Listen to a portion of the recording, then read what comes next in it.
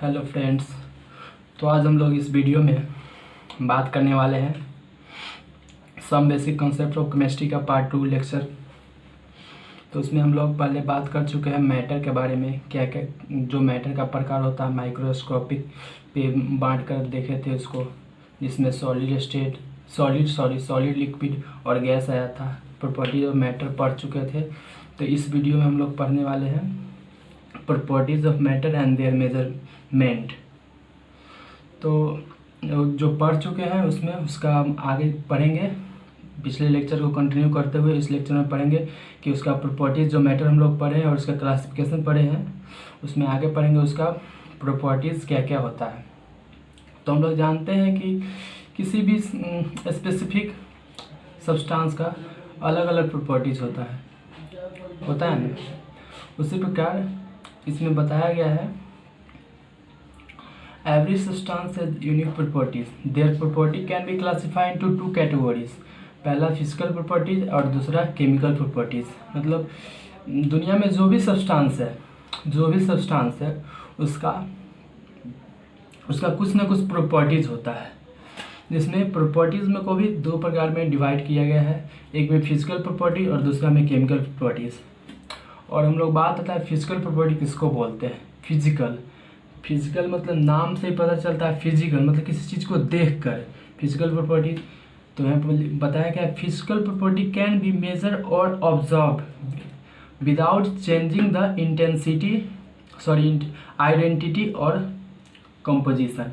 किसी भी चीज़ को हम देख कर बता सकते हैं उसका मतलब फिजिकल जो हाव भाव से पता चले, किसी भी चीज़ को देखने से पता चले तो उससे हम पता कर सकते हैं उसका फिजिकल प्रॉपर्टीज़ क्या क्या है। किसी चीज़ को देखकर हम बता देंगे कि उसका क्या गुण है। मतलब उसमें बिना कोई आइडेंटिटी, बिना किसी चीज़ को चेंज किए हुए हम उसको बता सकते हैं उसका प्रॉपर्टीज़ क्या है। जैसे में आप एग्जांपल में देख लीजिए, यहाँ पर दिया हुआ कलर, किसी चीज़ को देखकर आप उसका कलर बता सकते हैं। तो फिजिकल प्रॉपर्टीज़ में आ गया कलर। ऑर्डर मतलब जो किसी चीज़ को स्मेल से आप बता सकते हैं कि क्या चीज़ है, उसका मेल्टिंग पॉइंट, बॉइलिंग पॉइंट और डेंसिटी। लेकिन फिजिकल प्रॉपर्टी में तो ठीक है कि हम लोग उसको देख कर बता देते, लेकिन केमिकल प्रॉपर्टी के लिए ऐसा नहीं है कि बिना देखे आप कुछ बता दीजिएगा। जैसे कोई एसिड रखा हुआ है, जब तक आप जानिएगा नहीं कि इसका रिएक्शन करने पे मतलब नया प्रोडक्ट क्या बनता है, तब तक आप कैसे बता सकते हैं। उसके लिए केमिकल प्रॉपर्टी जानने के लिए for observing chemical property required a chemical change to occur. हम लोग को अगर किसी चीज़ का केमिकल प्रॉपर्टी जानना तो उसके लिए सबसे पहले हमको केमिकल रिएक्शन कराना होगा, तब जाकर हम उसका केमिकल प्रॉपर्टी जानेंगे। जैसे में एसिडिटी हो गया, बेसिसिटी हो गया और कंबसन हो गया। ये सब चीज़ किस कैटेगरी में आता है, केमिकल प्रॉपर्टीज़ में। उसी प्रकार तो यहाँ पर हम प्रॉपर्टीज़ जान चुके हैं, अब उसका मेजरमेंट जानेंगे। लोग ये जान गए कि उसका प्रॉपर्टीज़ क्या क्या, ऐसे फिजिकल और केमिकल प्रॉपर्टीज़ के बारे में जान गए, लेकिन आगे हम लोग को जानना है उसका मेजरमेंट। मतलब कोई भी चीज़ है तो उसको आप कैसे मेजर कीजिएगा, कैसे पता चलेगा। अगर पता नहीं रहता कि जब अगर मेजरमेंट सिस्टम नहीं निकला रहता तो आप कैसे पता करते कि कोई सामान लेना है तो 1 kg 2 kg ये सब कैसे पता करते। जैसे रूम का लेंथ हो गया 5 मीटर 10 मीटर, ये सब लेंथ कैसे पता चलता है जब तक अगर मेजरमेंट सिस्टम नहीं निकला रहता। तो उसके लिए साइंटिस्ट लोग बहुत पहले ही 2 सिस्टम निकाले थे। उसमें पहला सिस्टम था इंग्लिश और दूसरा था मैट्रिक सिस्टम। लेकिन उस टाइम मैट्रिक सिस्टम ज़्यादा पॉपुलर हो गया, क्योंकि ये बेस्ड ऑन किस पे था, ये डेसिमल सिस्टम के आधार पे बेस्ड था। तो हम लोग यहाँ तक जान गए हैं कि जो 2 सिस्टम था मेजरमेंट का, एक इंटरनेशनल और दूसरा मैट्रिक। उसमें मैट्रिक सिस्टम ज़्यादा पॉपुलर हो गया क्योंकि वो डेसिमल सिस्टम पे बेस्ड था और पब्लिक को इजी वे में इजी लगता था, इसलिए वो थोड़ा ज़्यादा पॉपुलर हो गया। लेकिन बाद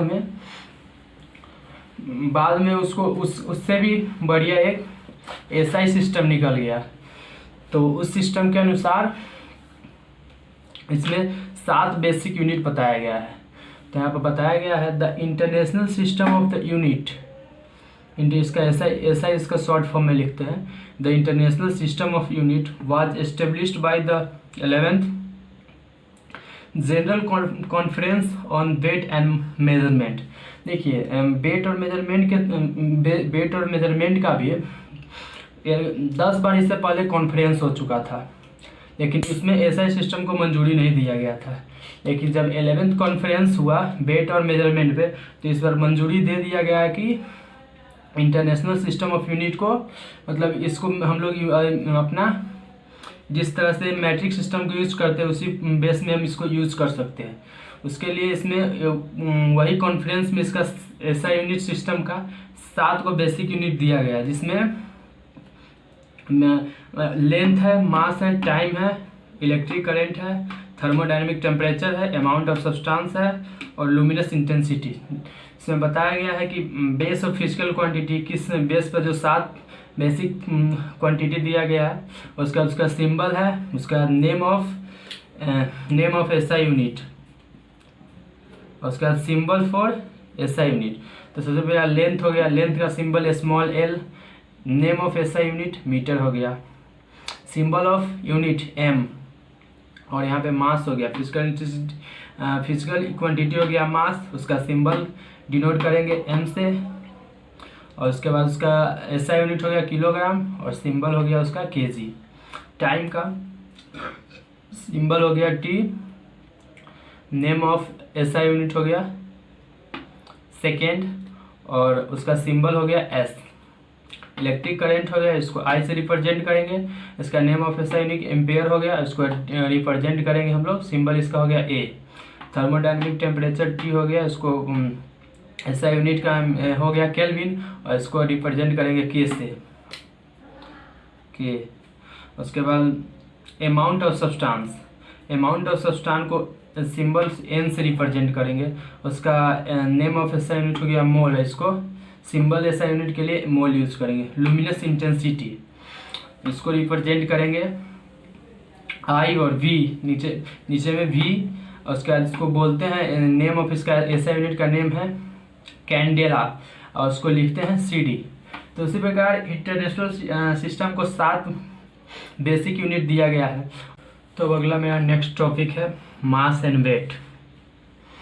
तो सबसे पहले हम लोग जानेंगे मास और वेट होता क्या है। ऐसे तो हम लोग को लगता है कि मास और वेट मतलब मास और वेट एक ही होना चाहिए, लेकिन ऐसा हम लोग को रियल लाइफ में लगता है, लेकिन ऐसा होता नहीं है। मास और वेट दोनों अलग अलग चीज़ है। तो हम आपको बताते हैं मास और वेट कैसे अलग है। उसके बाद हम लोग पढ़ेंगे वॉल्यूम, डेंसिटी और टेम्परेचर। तो सबसे पहले हम लोग जान लेते हैं मास क्या होता है।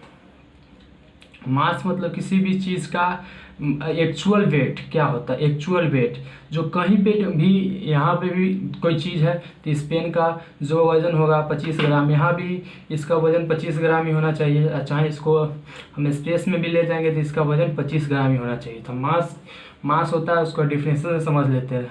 मास of a substance is the amount of matter present in it. Mass किसी सब्सटेंस का मास वो होता है जिसमें जितना भी मैटर है ना, पूरा उसमें जो भी किसी भी चीज़ का मास को हम लोग बोल सकते हैं कि उसमें जितना सारा मैटर प्रेजेंट है सब मिलाकर तभी मास होता है। उसका एसआई यूनिट हो जाएगा केजी। और मास of a substance is constant, किसी भी वस्तु का मास कांस्टेंट रहता है। आपको बताया भी है कि इसको हम यहाँ ले वजन करें तो उतना ही आएगा जितना हम लोग स्पेस में इसका वजन करेंगे। तो मास of a substance is the amount of the matter present in it. SI unit is KG हो गया इसका एसआई यूनिट। उसके बाद मास of a substance is constant, इसका जो मास होता है कांस्टेंट होता है।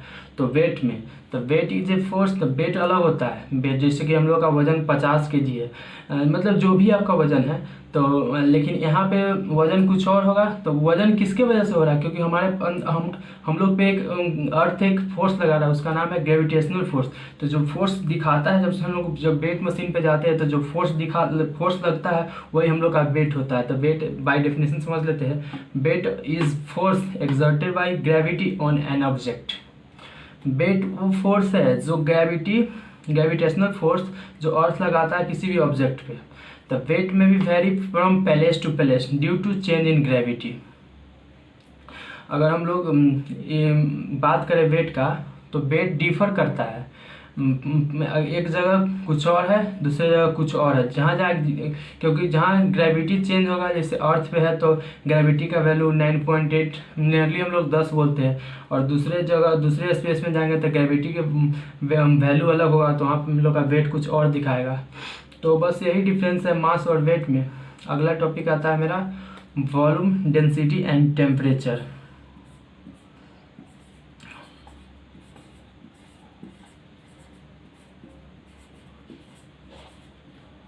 तो वॉल्यूम क्या होता है?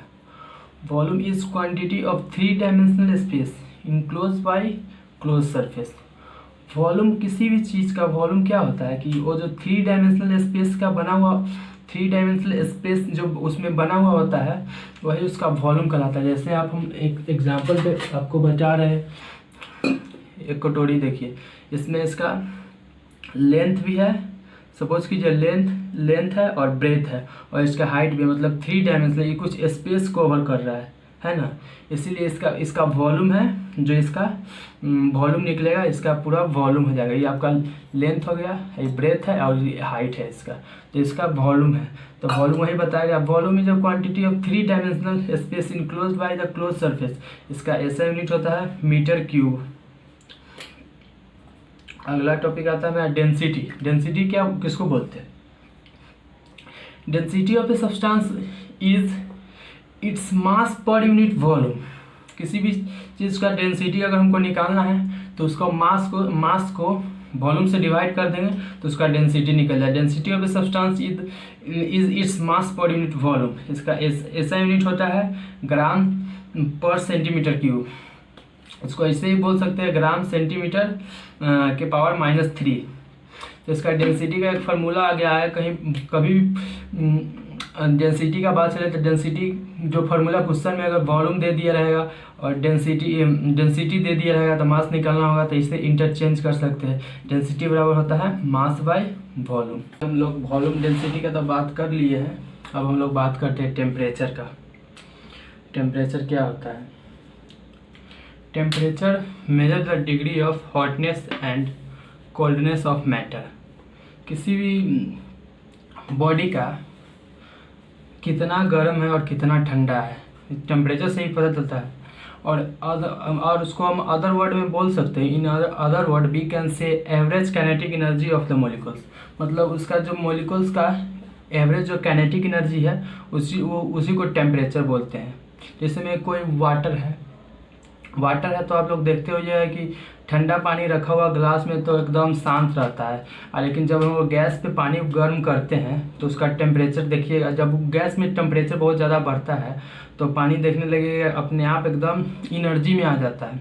एनर्जी में आता है तब तो वाष्प बन के उड़ जाता है अगर उसका बॉइलिंग पॉइंट से ज़्यादा होता है तो ही टेम्परेचर को अदर वर्ड में हम बोल सकते हैं average kinetic energy of molecules.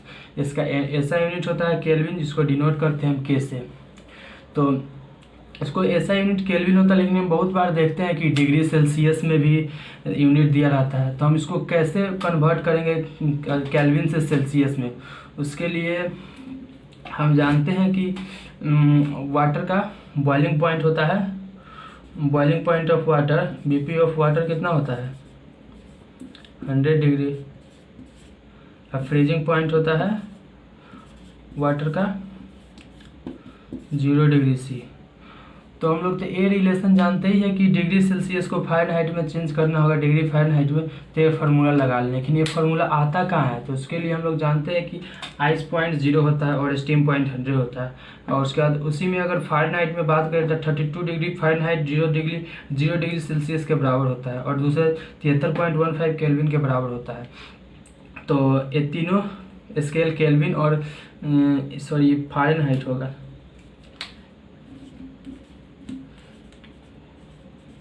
Fahrenheit हो गया है और ये केल्विन हो गया। तो हम तीनों का 100 डिग्री सेल्सियस बराबर 200, 100 डिग्री सेल्सियस बराबर 212 degree Fahrenheit is equal to 373.15 kelvin.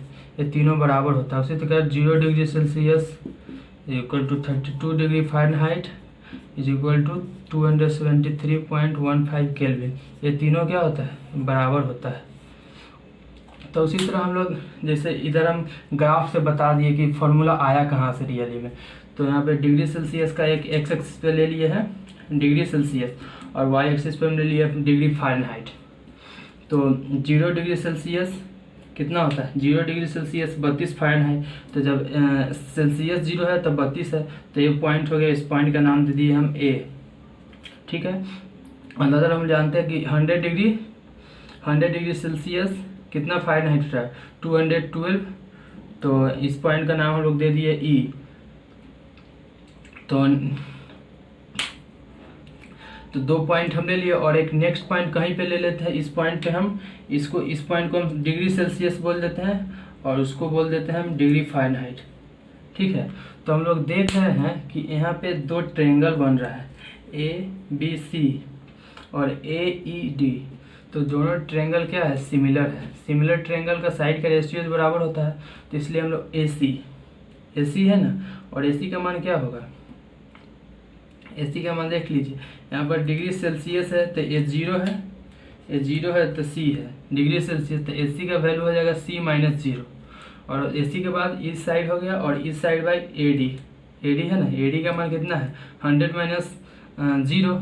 तो ये दोनों साइड का रेशियो आ गया A और BC। यहाँ देखिए B और C, BC का रेशियो कितना है, तो BC यही पार्ट है ना, लेकिन मेरे पास तो BC ये वाला है, B और इतना का मान दिया हुआ मेरा इतना। ये तो डिग्री फ़ारेनहाइट है, तो डिग्री फ़ारेनहाइट में से हम 32 घटा देंगे। इसमें से अगर इसको घटा देंगे, इस पूरा में से अगर हम इतना को घटा देंगे तो मेरा इतना आ जाएगा। तो BC तो पूरा हो गया, डिग्री फ़ारेनहाइट -32 करेंगे, डिग्री फ़ारेनहाइट -32 करेंगे तो मेरा A आ जाएगा। और इसके लिए पूरा 212 - 32 करेंगे तो मेरा A आ गया। तो C/100 और F - 32/180। तो उसको काटेंगे 5 से, तो 20 × 100 और 9 मतलब में कट जाएगा। तो उसके बाद ये बच जाएगा मेरे पास डिग्री सेल्सियस बराबर, एक फार्मूला आ गया F5/9 F - 32। अगर आपको दोनों में से कोई भी दिया रहेगा, डिग्री सेल्सियस से या फ़ारेनहाइट में जाना होगा या फ़ारेनहाइट से डिग्री सेल्सियस में जाना होगा, तो इस तरह अगर कभी आपको फार्मूला ये भूल भी गया तो बस A पॉइंट याद रखिएगा, A होता है, ये तीनों याद रखिएगा, उसके बाद अपने आप ड्राइव कर लीजिएगा। उसी प्रकार अगर हम इसको अगर सेल्सियस और केल्विन में लेते हैं तो उसका फार्मूला था K बराबर C + 273.5। तो इस लेक्चर को यहीं पे समाप्त करते हैं। ठीक है, thank you. Subscribe now and press the bell icon. Never miss an update.